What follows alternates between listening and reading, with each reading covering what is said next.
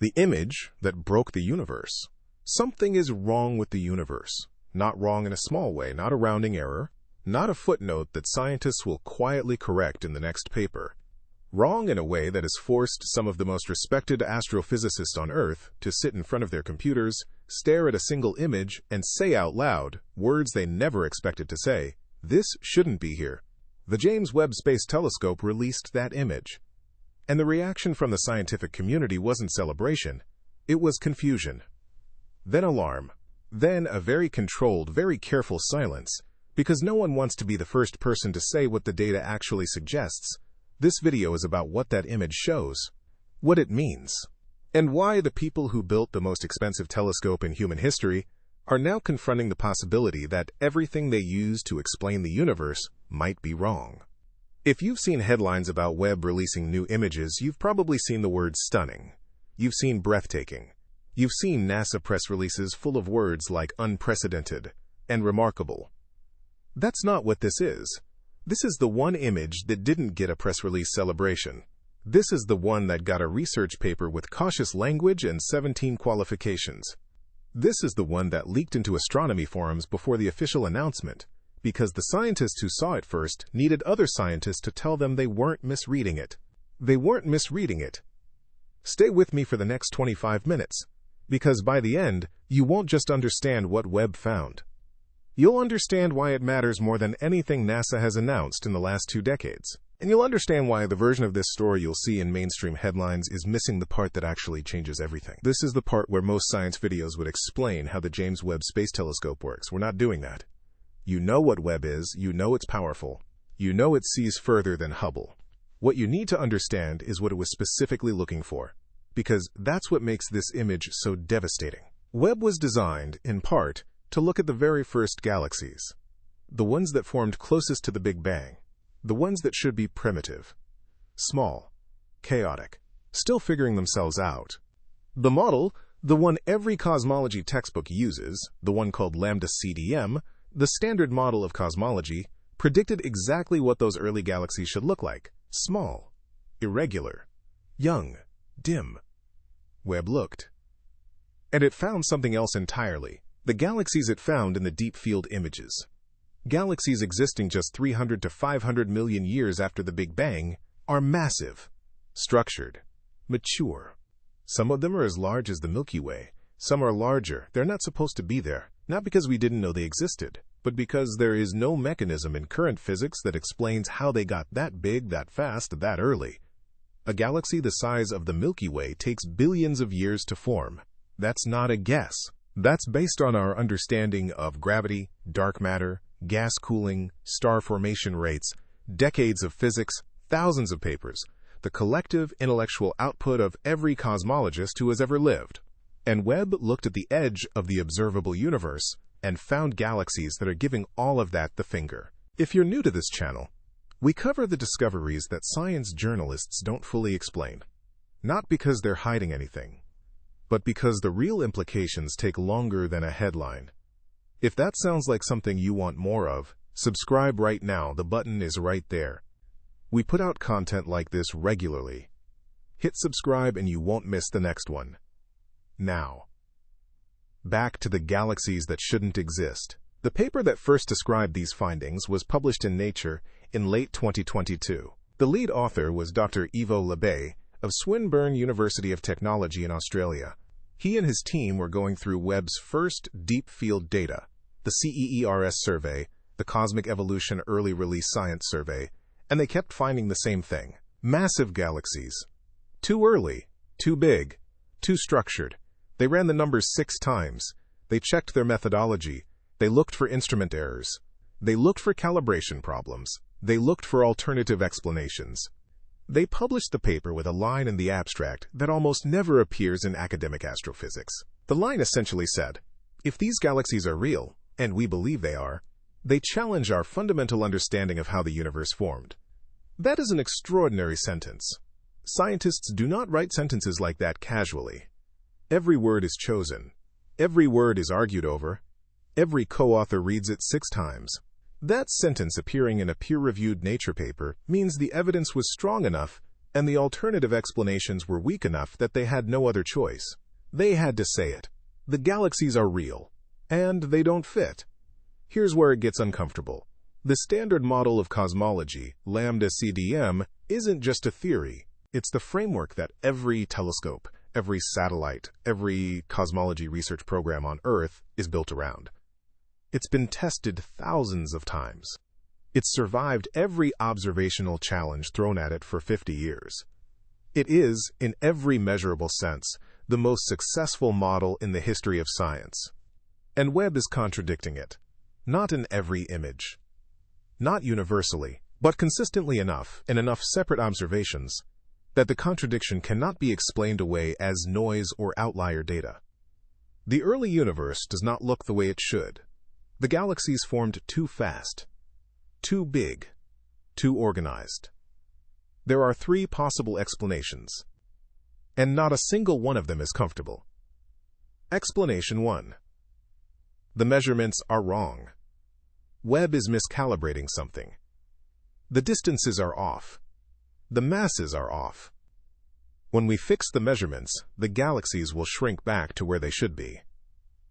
Some scientists are still in this camp. Fewer every month.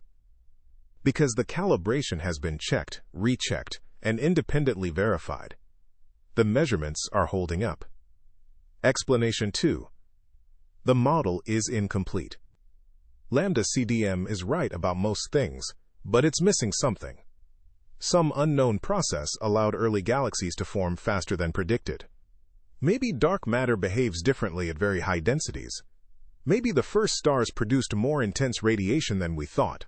Maybe feedback mechanisms we haven't modeled yet allowed rapid galaxy growth. This is where most mainstream cosmologists are parking. It's the most conservative option. It says, the model needs an upgrade, not a replacement. Explanation 3. The model is fundamentally wrong. Not wrong about everything, but wrong about something so deep, something so structural, that fixing it isn't a matter of adding a new variable. It means going back to the foundation. This is the option nobody is saying publicly, but it's the one being discussed privately, in emails, in conference conversations, in the careful hedged language of papers that almost say it but stop just short. Subscribe right now if you want to be the person in the room who actually understands what's happening here. This is the kind of content we make. Deep, clear, no filler. Hit subscribe. It takes 2 seconds, and it means you won't miss what comes next. Let's talk about what fundamentally wrong would actually mean. Because most people hear, the model might be wrong, and think, okay, scientists are going to rewrite some equations. Big deal. It's not just equations. The standard model of cosmology tells us the universe is approximately 13.8 billion years old. It tells us the Big Bang happened.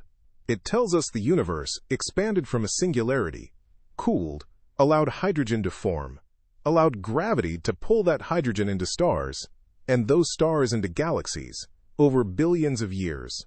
If the early galaxies Webb is finding are as massive as they appear, if they formed as fast as they appear to have formed, then either the universe is older than we think, or galaxies can form through a process we have never observed and cannot currently explain, or there is something fundamentally different about the early universe that our entire model missed. All 3 of those options have massive consequences. If the universe is older than 13.8 billion years, the Big Bang timeline is wrong. And the Big Bang timeline is connected to every other measurement in cosmology: the cosmic microwave background, the expansion rate, the distribution of matter. Pull one thread, and the whole fabric shifts. If galaxies can form faster than we think through unknown processes, then our understanding of dark matter, which is the scaffolding that supposedly allows galaxies to form at all, is incomplete in ways we can't currently model. And if something was fundamentally different about the early universe, if the laws of physics operated differently closer to the Big Bang than they do now, then we are in entirely uncharted territory. None of this means the Big Bang didn't happen. Let's be clear. This is not the death of the Big Bang theory. Every legitimate cosmologist will tell you that. The Big Bang is supported by multiple independent lines of evidence that Webb doesn't touch. But the specific story we've been telling about what happened in the first billion years after the Big Bang, that story has a problem now. A big one. And it has Webb's fingerprints all over it. Here's something the headlines aren't telling you. This isn't the only image that caused this reaction. Webb has been systematically surprising cosmologists since it began science operations in mid-2022. The massive early galaxies were the loudest signal. But there have been others. Webb found evidence of complex carbon molecules, the building blocks of organic chemistry, in a galaxy so far away it existed just 1.5 billion years after the Big Bang. Complex chemistry isn't supposed to develop that fast. Carbon needs multiple generations of stars to form, to explode, to seed space with heavy elements. One generation of stars alone takes hundreds of millions of years.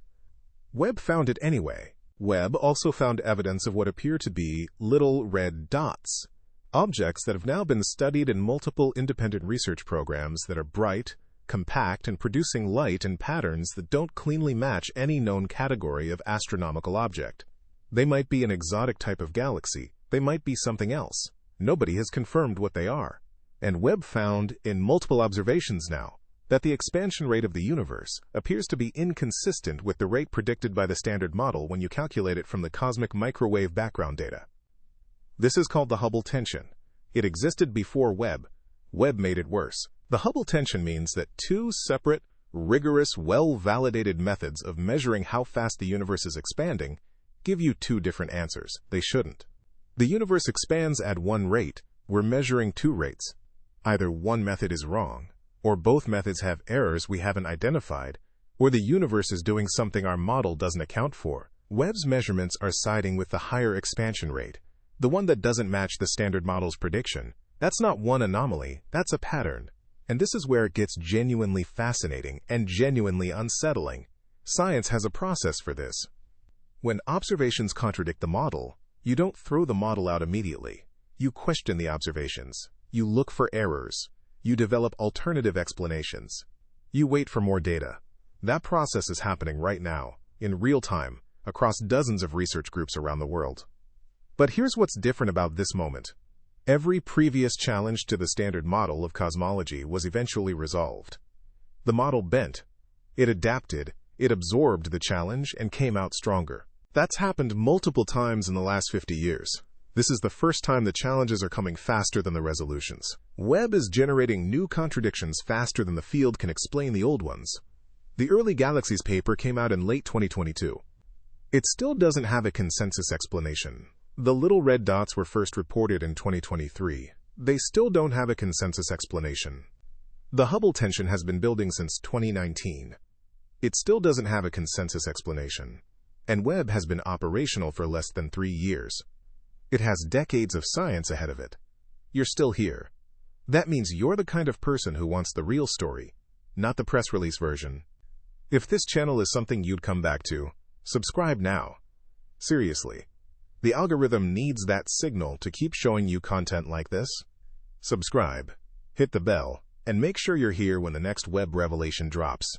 Because based on everything we're seeing, there will be one. Let's talk about the scientists for a moment. Because it would be easy to frame this as a crisis, a panic, a collapse of confidence. It's not that. The researchers involved in Webb science are, by every account from inside the field, energized, excited. Even the ones who are most troubled by the data are excited. Because this is what science is supposed to do. This is the best possible outcome of building a powerful telescope to see something you didn't expect. Dr. Garth Illingworth, one of the scientists involved in early Webb analysis, described it as being like an explorer who expected to find a predictable coastline and instead found a continent that wasn't on any map. That metaphor is important. It's not panic, it's discovery. But discovery at a scale that requires intellectual humility, most people, including most scientists, don't often get tested on. You spend decades building a model. You trust it, you teach it, you build your career on it. And then an instrument you helped advocate for, helped design, helped launch, turns around and hands you data that makes you question the foundation. That requires something unusual. The ability to hold two things at once. Deep confidence in your methodology and genuine openness about your conclusions. The scientists handling this well are the ones doing exactly that. They're not dismissing the data, they're not catastrophizing either. They're doing the hard, careful, unglamorous work of trying to figure out what's actually happening. And right now, they don't know. That's not a failure. That's science at its most honest. Here's the deeper story that nobody is covering. Webb wasn't supposed to be this powerful. Not in a technical sense. Webb performs exactly as designed, actually exceeding some specifications. But the expectation when Webb launched was that it would fill in the details of a picture we basically already had. It would see the first galaxies with more clarity. It would refine our measurements. It would confirm what we already believed, just with higher resolution. It wasn't supposed to make cosmologists go back to the drawing board. That expectation, that Webb would confirm rather than contradict, shaped how the scientific community initially interpreted the early data. There was a period in 2022, in the first months of science operations, when some researchers were explaining away the early massive galaxies as measurement artifacts, as calibration issues that would resolve themselves. They held that position for about 4 months. Then the independent verifications came in. Different research groups, different analysis methods, same results. The galaxies are real, the masses are real, the timeline is real. And the conversation shifted. This matters because it tells you something about how science actually works. Not the textbook version, but the human version. When data challenges a deeply held model, the first instinct isn't to celebrate. It's to find the error in the data. That instinct is healthy. It should be there. It's what prevents premature revolutions based on bad measurements. But when the data survives scrutiny, when the errors aren't there, that's when the real scientific work begins. That work is happening right now. If you've made it this far, you're one of the people who actually wants to understand this. Not just the headline, the full picture. Subscribe right now. That's how you make sure you're here for the follow-up. We'll cover the specific competing theories being developed to explain these galaxies. And at least one of them, if it holds up, will require rewriting chapters of physics textbooks that haven't been touched in 30 years. You want to be here for that? Subscribe now. Let's bring this to where it actually lands. What does it mean for you? Not as a scientist, not as a specialist, but as someone watching a telescope reveal something unexpected about reality. Here's what it means. Everything you were taught about the universe, the Big Bang, the age of the cosmos, the slow formation of galaxies over billions of years, is still mostly right. The foundations are solid. Don't let anyone use this story to tell you science is broken or the Big Bang is debunked. That's not what the data says. What the data says is more interesting than that. It says we built the best telescope in human history. We pointed it at the edge of the observable universe. And the universe showed us something we didn't put in the model. That's not a failure. That's the entire point. Every major scientific revolution in history started exactly like this. An observation that didn't fit. A contradiction that couldn't be explained away. A data point that forced the question, what if we're missing something? Newton's model of gravity was the most successful scientific theory in history for 200 years. Then, a single anomaly in Mercury's orbit refused to go away. That anomaly led to Einstein. Einstein didn't invalidate Newton, he revealed a deeper layer. Webb might be doing the same thing right now, revealing a deeper layer of cosmology that our current model doesn't reach. Or it might be showing us something even more fundamental. We don't know yet. And that, we don't know yet, that's not a weakness. That's the most honest, most powerful, most genuinely scientific thing you can say about the universe in 2024. Before we close, let's talk about what happens next. Webb has a design lifetime of at least 20 years, possibly more. It launched with more propellant than expected, which means its operational life could extend significantly beyond original projections. 20 years of data from an instrument that is already, in its first 3 years, generating observations that challenge the standard model. The early massive galaxies will continue to be studied. New papers are coming. Some will propose modifications to the model. New physics that can explain rapid galaxy formation without abandoning everything else. Some will propose more radical alternatives. Most of those radical alternatives will fail. But some fraction of new ideas, in science, survive. The little red dots will be classified. Eventually, either they'll fit into an existing category we didn't apply to them, or they'll require a new one. The Hubble tension will either resolve or it won't. If it resolves, some measurement was wrong. If it doesn't, If Webb continues to confirm the higher expansion rate, then something in the standard model is fundamentally incomplete, and there will be new surprises. Things Webb hasn't found yet. Things nobody is currently predicting. Because that's what happens when you build an instrument powerful enough to see further than anything before it. You don't just see more of the same thing, you see something new. One more thing before we wrap. There's a version of this story where it all gets cleaned up. The measurements get refined. The model gets modified slightly. The galaxies get explained. Everything fits again, more or less. Science moves on. That's possible. But there's another version. The version where Webb keeps finding things. Where the contradictions pile up, rather than resolve. Where the modifications required to save the standard model become so numerous and so awkward that the model collapses under its own weight, and a new framework emerges. That process, when it happens in science, takes decades. It's slow, it's contested, it's messy.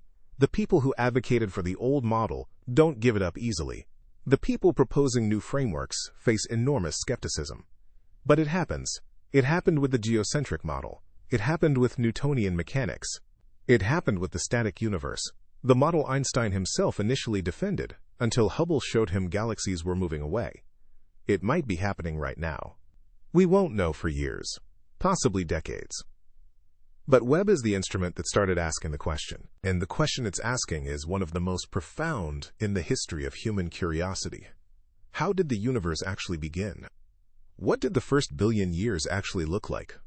And is the story we've been telling ourselves the most tested, most successful story in the history of science? The complete one? The image Webb released says, probably not. And that is not alarming. It is not a crisis.